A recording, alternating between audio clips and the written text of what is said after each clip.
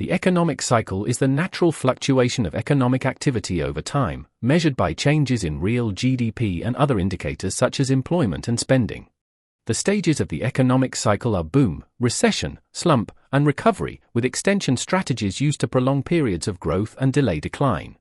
During a boom, economic activity is at its peak where firms experience high demand, increased profits, and may expand production or invest in new projects. During a recession, economic growth slows where firms face falling demand, reduce sales, and may cut costs or postpone investments. During a slump, the economy reaches its lowest point where firms struggle with low demand, excess capacity, and potential closures or redundancies. During a recovery, economic activity begins to rise where firms see improving demand, increasing profits, and may start to reinvest and rehire workers. The circular flow of income is the continuous movement of money between households and firms where households provide factors of production to firms and receive income in return, then spend that income on goods and services, creating a cycle of economic activity. Injections into the circular flow of income are additions of money to the economy where the different types are investment, government spending, and exports, and their impact is to increase income, employment, and overall economic growth. Withdrawals from the circular flow of income are leakages of money from the economy where the different types are savings, taxes, and imports, and their impact is to reduce income, spending, and overall economic activity. The factors influencing aggregate demand are consumption, investment, government spending, and net exports represented by the formula C+I+G+X Lem. Consumption is the total spending by households on goods and services where an increase raises demand and boosts the circular flow of income. Investment is the spending by firms on capital goods where higher investment increases production capacity and stimulates the circular flow of income. Government spending is the expenditure by the state on goods, services, and welfare where increased spending injects more money into the circular flow of income. Exports are goods and services sold abroad where higher exports bring money into the economy and strengthen the circular flow of income, while imports are goods and services bought from abroad where higher imports withdraw money and weaken the circular flow of income. The factors influencing aggregate supply are changes in the cost of inputs and resources or changes in productivity. Changes in the cost of inputs and resources affect how much firms can produce where rising costs reduce output and slow the circular flow of income, while falling costs increase supply and stimulate it. Changes in productivity influence how efficiently resources are used where higher productivity increases output and strengthens the circular flow of income, while lower productivity decreases output and weakens it. Inflation is the sustained increase in the general price level of goods and services in an economy over time. Deflation is the sustained decrease in the general price level of goods and services in an economy over time. Disinflation is the slowing down of the rate of inflation where prices continue to rise but at a lower rate than before.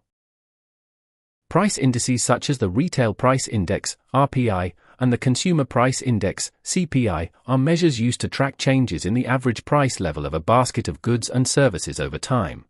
Price indices are interpreted by comparing percentage changes over periods where a rising index indicates inflation and a falling index indicates deflation.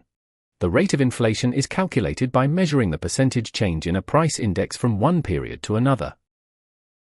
Real values are figures adjusted for inflation where they show the true purchasing power of money over time. Nominal values are figures that have not been adjusted for inflation where they reflect the current monetary value. The difference between real and nominal values is that real values show the effect of inflation while nominal values do not. Constant prices are prices that have been adjusted for inflation to show values in real terms over time. Current prices are prices that have not been adjusted for inflation and represent the actual prices paid at the time. The difference between constant and current prices is that constant prices measure real changes in output or income while current prices include the effects of inflation.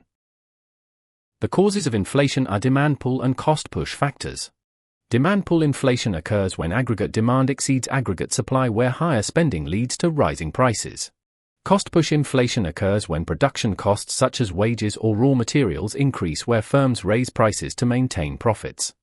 The difference between demand pull and cost push inflation is that demand pull arises from excess demand while cost push comes from rising production costs. The impact of inflation on firms includes uncertainty where unpredictable price rises make planning and investment decisions more difficult. The impact of inflation on firms also includes loss of international competitiveness, where rising domestic prices make exports more expensive and less attractive to foreign buyers. The impact of inflation on individuals includes loss of real income, where rising prices reduce purchasing power and the standard of living. The impact of inflation on individuals also includes effects on savers and borrowers, where savers lose out as the value of their savings falls, while borrowers benefit as the real value of their debt decreases. Employment is the state where people of working age are engaged in paid work that contributes to the production of goods and services in an economy. Underemployment is the situation where workers are employed but not in jobs that fully use their skills, hours, or potential productivity. Unemployment is the condition where people who are able and willing to work are without a job and actively seeking employment. The measures of unemployment are the claimant count and the International Labour Organization (ILO) measure. The claimant count measures unemployment by counting the number of people claiming government unemployment benefits. The International Labour Organization (ILO) measure defines unemployment as people without work who are available to start within 2 weeks and have actively sought work in the past 4 weeks. The causes of unemployment include structural unemployment, occupational immobility, geographical immobility, technological unemployment, and demand deficiency or cyclical unemployment. Structural unemployment occurs when industries decline and workers' skills no longer match the jobs available. Occupational immobility arises when workers cannot easily switch jobs because their skills or training do not suit other types of work. Geographical immobility happens when workers are unable or unwilling to move to areas where jobs are available. Technological unemployment results when automation or innovation replaces human labor with machines or software. Demand deficiency and cyclical unemployment occur when a fall in aggregate demand leads to reduced output and job losses across the economy. The impact of unemployment on firms is reduced consumer spending, which lowers demand for goods and services and discourages business investment. The impact of unemployment on individuals is loss of income and self-esteem, which can lead to lower living standards and financial hardship. Thank you for watching this video on the economic cycle. I'll see you in the next one.